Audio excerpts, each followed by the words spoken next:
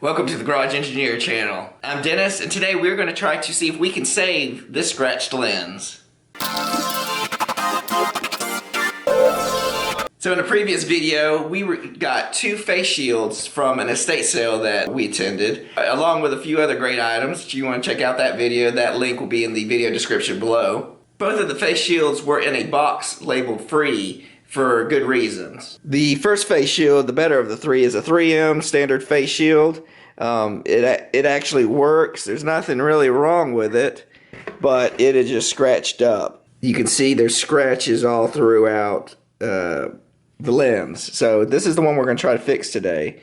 The second one was not too bad. However, it is completely, the head strap's broken, and since it's plastic, it is fixable, and I think we'll do that in another video, show you how to repair that plastic right there.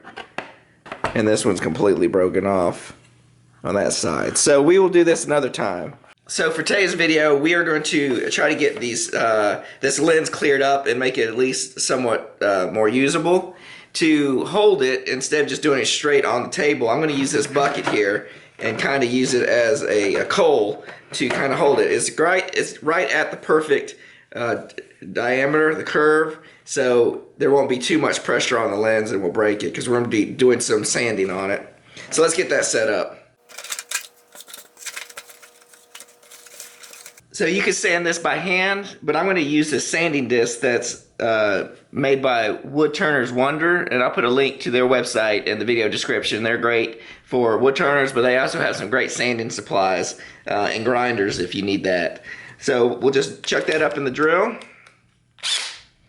and I'm going to wet this down just a little bit just to get a little bit of lubrication, but I'm just going to go around and sand everywhere and see if we can get an even scratch pattern over the entire face shield. And I'm just using water and soap mix, nothing special. And also this sandpaper is 600 grit, so we're going to see how that looks, and if these scratches are too deep then we might have to go with a coarser grit, but for now let's just try 600 and see how that turns out, and then we'll go from there.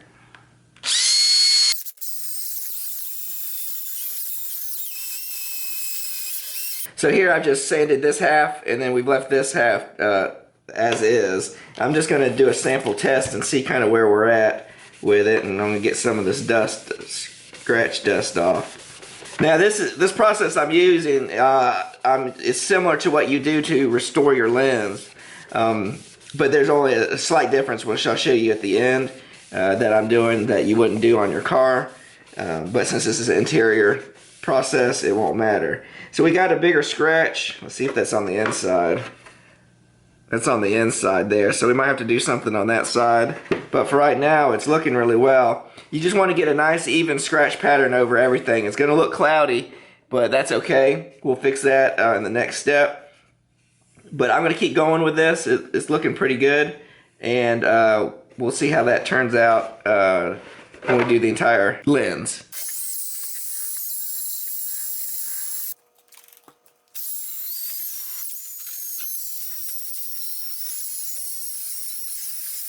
Now that we've got everything sanded, we'll just take some more of our soapy water and let's clean it up to get any of the plastic dust off of it. Alright, so we got a nice even scratch coat over the entire thing. So let's move on to the next step. The next thing is to spray some type of clear on it, something to stay for plastic. The only thing I have in the shop right now is a lacquer for wood finishing. It should be alright, we'll test it out. But if you're going to buy a product, make sure you read on there if it's safe on plastics so it doesn't melt it.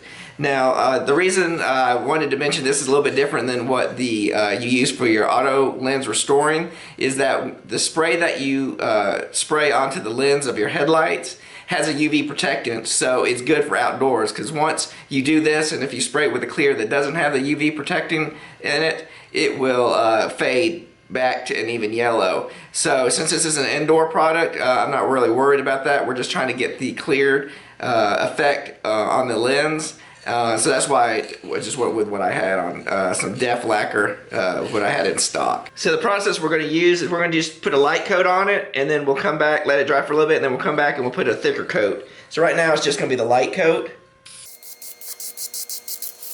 So we'll let that dry, and then we'll come back and put a heavier coat to give it that more clear look to it. So I've waited about 15 minutes, and I don't like how it's not coming clear enough. I think we need to go up to higher grits of sandpaper to get the clarity out of it. This might work, this level might work okay for your headlight lens to get light through, but to actually see through it, to make it clearer, that would, we need to go up with a higher grit. As you can see, my hand, you can kind of see my hand, but not clearly. So I'm going to clean the lacquer off with some acetone, and we're going to use higher grit sandpaper to get a finer pattern, scratch pattern on here. So to make sure all the lacquer is off, I'm going to go ahead and re-sand everything at 600. And then we'll step up with a probably 800 grit sandpaper next.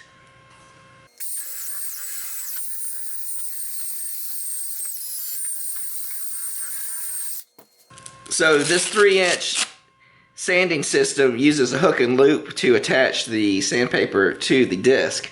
However, I only have up to 600 grit sandpaper for this. So what we're going to do is we're going to use regular 800 sandpaper, and we're going to spray adhesive to one of these discs so that we can attach it to the sanding drum.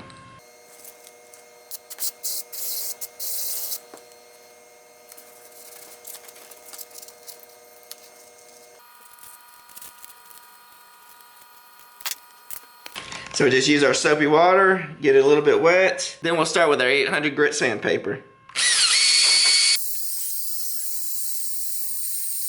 Well, that's looking better. It's getting finer scratches. So let's move it up to the next step. And we use a higher grit sandpaper. So we just made a disc for 1500. And we'll spray a little bit of soapy water. And we'll go to get to sanding.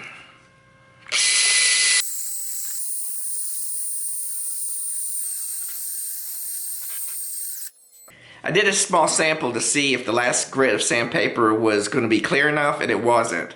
So what I think we're going to do now is step it up to 1500 and then 2000 grit sandpaper, and to get it even finer and see if that makes a difference of getting a real clear view through the lens. So this is 1500.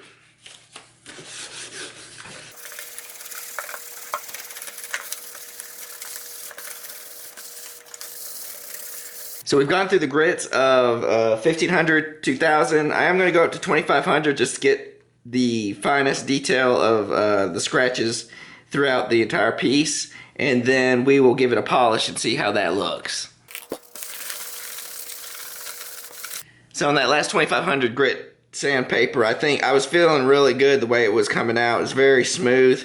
You just got really fine scratches. So what we're going to do is take some of this Meguiar's plastic cleaner and polisher, and maybe that will give a final kind of buffing to it, and maybe that will fill in the spots that we need. So let's give that a try.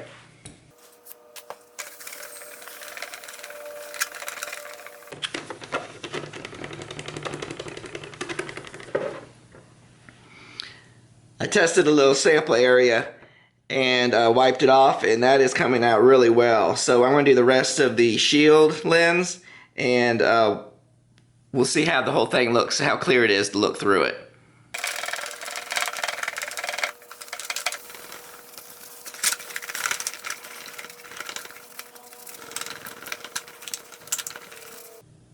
So in conclusion, as you can see, we didn't get the lens perfectly clear, but this was more of a test to see if we could do it, because this lens is made out of polycarbonate. And so if we ever come across something like a lens to a dial or something that we want to restore that we can't just easily buy a replacement, which for this, in the time we spent, probably would have been cheaper just to go ahead and buy a replacement for it.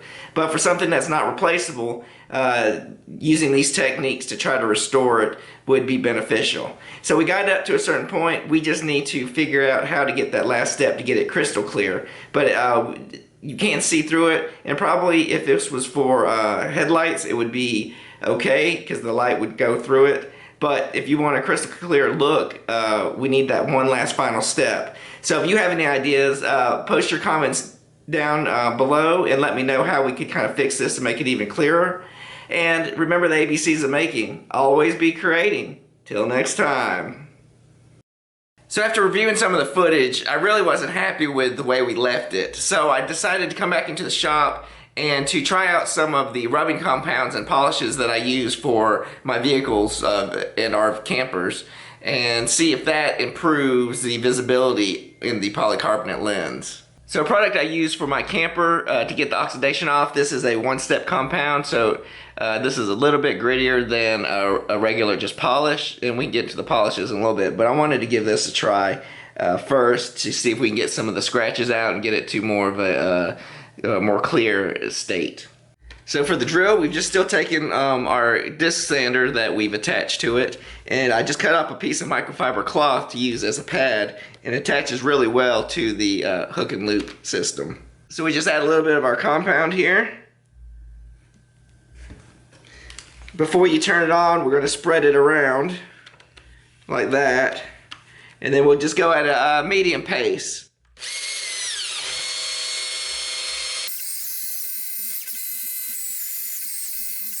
Okay, and then we'll just get a clean cloth and let's wipe some of this off and see what we got. So this is definitely an improvement. You can see here where we polished it, and then over here was where what we done with the sanding is. It's not perfect, but we're getting there. I think we'd be able to at least get it usable. And again, we're learning. If you know a better process to get this crystal clear, let me know in the comments down below. Let's keep going with it.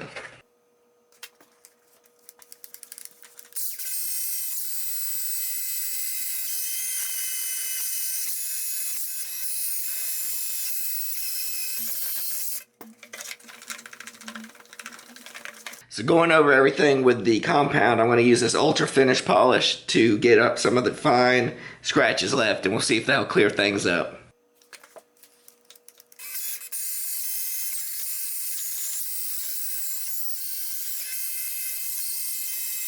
Now we just take a rag and wipe off all the excess polish, and we'll see how it came out. Well, I did some experimenting with those polishes and the drill. They still weren't perfect, but they were getting a lot better than doing it by hand the way we were doing it before. So I would say that helped, but I just need to get that last little bit to get it polished crystal clear process going, which I need to figure out. But we did get the big scratches out, so we got at least to that point. We just need to get the fine scratches to make it a usable product. But like I said before, time-wise and money-wise, it would have been better just to get a replacement one. But again, this was for practice if we ever get something unique that we need to refinish that we can't replace. Thanks for watching. Till next time. Wait, there's bonus content. This is the video just before we release our 2021 favorite things, which will be coming out around Thanksgiving. So in the next few days, or if you're watching this in the past, the next video will be the 2021 Garage Engineer favorite things. I hope you check it out, and we'll see you there. Have a great holiday.